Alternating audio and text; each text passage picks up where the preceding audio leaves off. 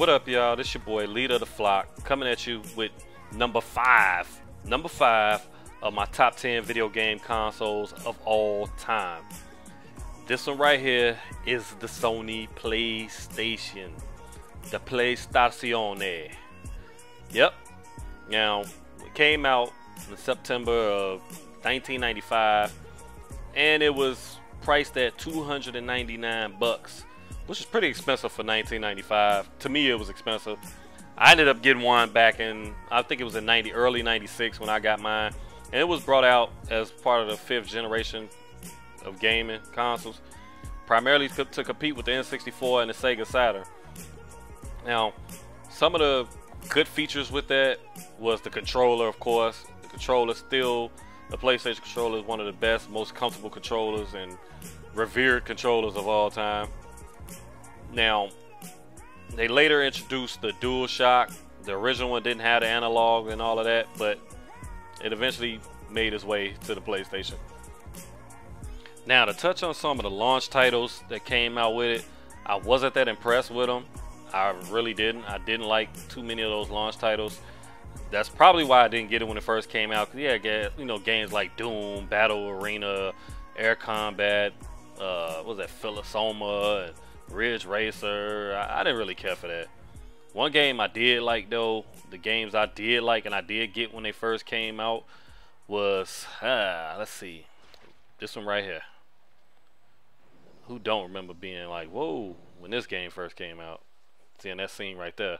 Resident Evil. You know, I love Resident Evil.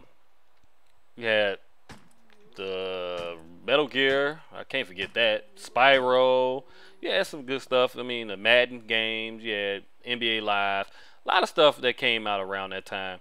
Now, a couple things I didn't like, man, with the system is by it being CD-based, disc-based game, you were forced to deal with the load times. Yes, yes, yes.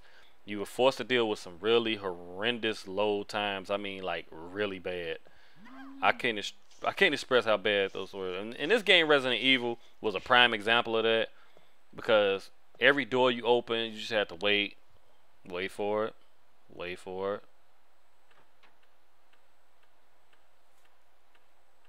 And then on top of all that, we had to deal with some of the worst voice acting of all time. Check this out right here. What is it? Watch out! It's a monster! Let me take care of this.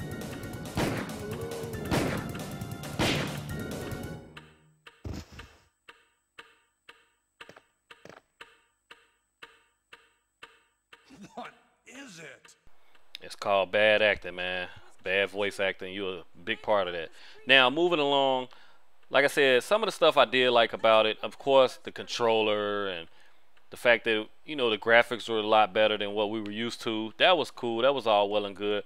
But some of the issues, the known, well-documented issues that they have, regardless of the load times and stuff like that, just that's minor if you can get past that. But when the earlier units was kind of like how the Xbox was, where they had issues. The 360, that is.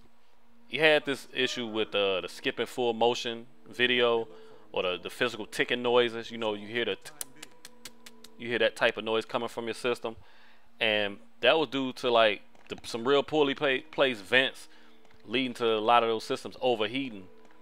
And they had like this plastic molding that was just like, wow. And it ended up like pretty much warping out your laser, which made it impossible to read the disc, which also in turn made it impossible for you to play your game. So yeah, I mean, I don't really have a big issue with the PlayStation. I love the system, and for that reason is number 5. I'm out.